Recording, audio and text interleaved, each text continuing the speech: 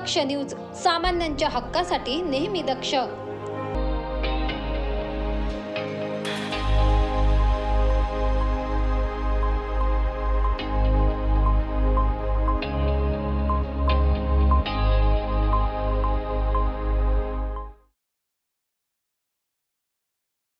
दीव दमण केंद्रशासित राज्यातून महाराष्ट्र राज्यात अवैधरित्या विदेशी मद्यसाठ्याच्या वाहतुकीविरोधात झालेल्या धडक कारवाईत नाशिक विभागीय पथकाने धडाकेबाज कामगिरी बजावली.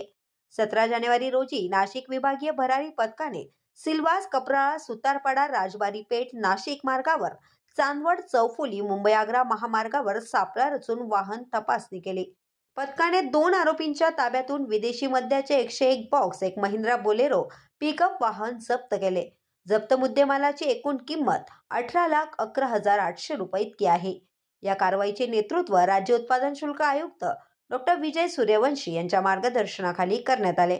यामध्ये संचालक प्रसाद सुरे, उपायुक्त उषा वर्मा, अधीक्षक शशिकांत गर्जे आणि उपअधीक्षक असू तांबारे यांचे देखील सहकार्य लाभले. पथकाचे निरीक्षक PM गौडा, दुय्यम निरीक्षक प्रवीण मंडले, किरण चिंदळे, DB कोळपे आणि त्यांच्या सहकाऱ्यांनी ही मोहीम यशस्वीपणे पार पाडली. आरोपींची नावे जयदीप उर्फ गणेश तुळशीराम पवार आणि सद्दाम सय्यद हेडी अशी असून संशयित मद्य पुरवठादार अद्याप फरार आहे. या गुन्ह्याचा पुढील तपास दुय्यम निरीक्षक प्रवीण मंडले करत आहेत. प्रवीण सुरुडे, दक्ष न्यूज, नाशिक.